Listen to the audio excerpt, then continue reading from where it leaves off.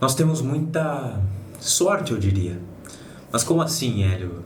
Sorte de quê e por quê? Simples, porque quem tem de fato interesse em trilhar um caminho espiritual pode fazer isso hoje com muito mais facilidade. Isso porque muita gente lá atrás, desde os primórdios da humanidade, já se dedicaram a trilhar esse caminho e mais do que isso, se dedicaram a explicar, a estruturar métodos adequados para que a gente hoje simplesmente faça, sem precisar perder tempo na busca, na elaboração de um caminho que faça a gente ter resultados. Da mesma forma, por exemplo, como hoje, dentro de sistemas empresariais, eu falo isso porque o universo corporativo hoje está bastante em alta, né? Parece ser a linguagem do mundo. Enfim, nos sistemas de uma empresa existem muitos modelos administrativos para simplesmente serem aplicados.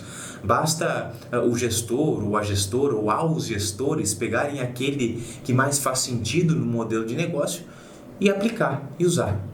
E com a espiritualidade acontece o mesmo. Existem muitos modelos disponíveis para nós. Basta a gente eleger aquele que mais tem afinidade conosco e trilhar, aplicar, se dedicar e se entregar a ele. Por isso que eu digo que a gente tem muita sorte. E esse é um importante exercício de cultivar esse agradecimento. Segundo, por exemplo, algumas tradições orientais, como o próprio budismo e o hinduísmo, é uma bênção a gente ter nascido como seres humanos. E mais do que isso, se você está aqui no canal, é uma bênção ainda maior, porque você está, além de ser humano, com interesse na espiritualidade, e ainda temos a possibilidade de estudar esses assuntos, e além disso temos professores, mestres dispostos a nos ensinar.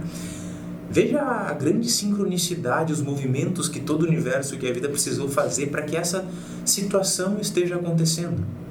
É uma bênção enorme. E muito bem, mas além desse fato que muita gente lá atrás se dedicou a avançar nesse caminho, deixar um legado, um método, tantas outras pessoas em tempos posteriores, inclusive nos dias de hoje também, continuaram com esse legado. Ou seja, a gente não precisa passar por todas as dificuldades que essas pessoas passaram. A gente não precisa levar o tempo que eles levaram para ter determinados insights, para ter determinadas compreensões. A gente pode, e eu diria que devemos, aprender com eles, aprender com tudo que deixaram. E é aqui que entra o elemento central desse vídeo, que é o seguinte: a leitura é uma aliada imprescindível para que a gente acelere o nosso caminho de ascensão e de desenvolvimento da nossa espiritualidade, por uma série de razões. A primeira delas, ou uma delas, é que ao nos dedicarmos a uma leitura, tem um movimento sutil e espiritual que começa a ocorrer. Nós nos associamos a uma egrégora ligada a um tema daquela linhagem, ou texto, ou escritura, e isso facilita principalmente a nossa persistência e continuidade num caminho. A Sangha faz isso, a comunidade de seres que trilham a mesma jornada que a gente, nos dá força para seguir mesmo nos dias que a gente não está tão motivado assim. E o principal é essa disciplina, a continuidade. Se a gente persevera numa atividade, aos poucos a gente vai melhorando naquilo, e com a prática da espiritualidade é a mesma coisa. A espiritualidade, o campo espiritual, muitas vezes é quem nos sustenta e nos faz persistir, como o que nos pegando pelas mãos e nos carregando, né? Quando a situação parece estar um pouco complicada. Às vezes os nossos amigos ou familiares fazem isso também por nós. Este é um ponto. E o segundo elemento está conectado com os 3 pilares do desenvolvimento da espiritualidade, que são o conhecimento, o autoconhecimento e a prática do bem. Ou ainda, nas vestes do yoga, o Jnana Yoga, o Bhakti Yoga e o Karma Yoga, também tido como investigação, devoção e serviço. O que os 3 pilares têm a ver com o nosso tema? O conhecimento, pessoal. O conhecimento, ele pode ser amplamente acessado através das literaturas, dos livros, dos textos, das escrituras. O Buda falava o seguinte, que para a gente alcançar a iluminação, a gente precisa realizar os 3 treinamentos também, que são o cultivo da meditação, da ética e da sabedoria. Ok, né? Muito lindo, mas como é que a gente faz tudo isso? E eu vou me deter aqui no cultivo da sabedoria porque é o que vai fazer relação com o tema de hoje. Mas se vocês desejarem, eu faço um vídeo tratando sobre os 3 treinamentos todos. Enfim, as formas de nós cultivarmos a sabedoria são através de livros, de aulas, de palestras e através da nossa experiência própria.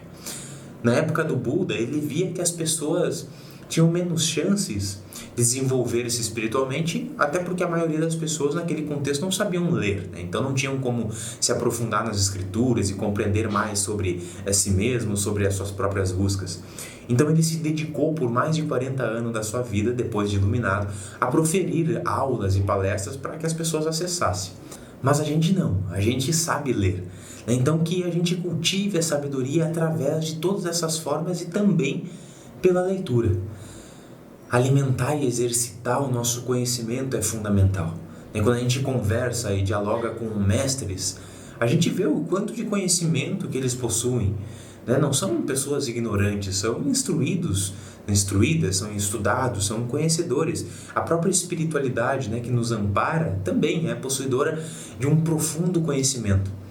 Até porque sem o conhecimento é difícil a gente de fato ajudar alguém. E é difícil também nós nos ajudarmos.